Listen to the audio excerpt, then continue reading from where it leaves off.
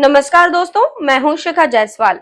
केंद्रीय मंत्री ज्योतिरादित्य सिंधिया की मां माधवी राजे सिंधिया का निधन हो गया है। वो पिछले 3 महीने से दिल्ली एम्स में भर्ती थी। उनके निधन से दिल्ली से लेकर मध्य प्रदेश तक शोक की लहर दौड़ गई है। उनके निधन से ग्वालियर राजघराने को बड़ी क्षति पहुंची है।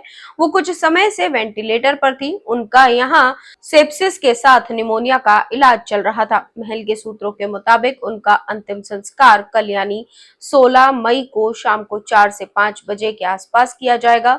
उनके निधन पर प्रदेश की राजनीति से जुड़े कई नेताओं ने शोक भी व्यक्त किया। केंद्रीय मंत्री सिंधिया के कार्यालय से भी कहा गया कि बड़े दुख के साथ ये साझा करना चाहते हैं कि राजमाता साहब नहीं रही।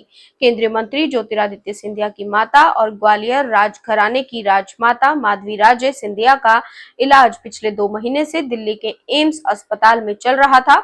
पिछले 2 हफ्ते से उनकी स्थिति बेहद क्रिटिकल थी। आज सुबह 9:28 पर उन्होंने दिल्ली के एम्स में आखिरी सांस ली। इधर ग्वालियर में सिंधिया परिवार की छतरी पर अंतिम संस्कार से जुड़ी तैयारियां शुरू हो गई हैं। माधवी राजे के अंतिम संस्कार के लिए यहां चबूतरा तैयार किया जा रहा है। स्वर्गीय माधव राज सिंधिया की छतरी के पीछे माधवी राजे का अंतिम संस्कार होगा। आपको बता दें कि सिंधिया परिवार के सभी सदस्यों का अंतिम संस्कार कटोरा ताल स्थित छतरी में ही किया जाता है। ज्योतिरादित्य को अपनी मां के काफी करीब माना जाता है। मां की तबीयत ठीक नहीं होने की वजह से ज्योतिरादित्य भी बीजेपी के कार्यक्रमों से दूर ही रहे। सिर्फ केंद्रीय गृह मंत्री अमित शाह के कार्यक्रम में वो शामिल हुए थे। इसके बाद से वो लगातार दिल्ली में ही बने हुए थे। चुनाव प्रचार के दौरान भी वो बीच बीच में दिल्ली का दौरा करते रहे थे।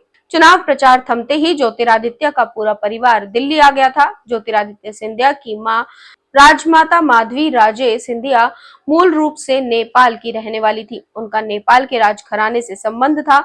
उनके दादा जुद्ध शमशेर बहादुर नेपाल के प्रधानमंत्री थे। साल 1966 में माधवी राजे का माधव राज सिंधिया के साथ विवाह हुआ था।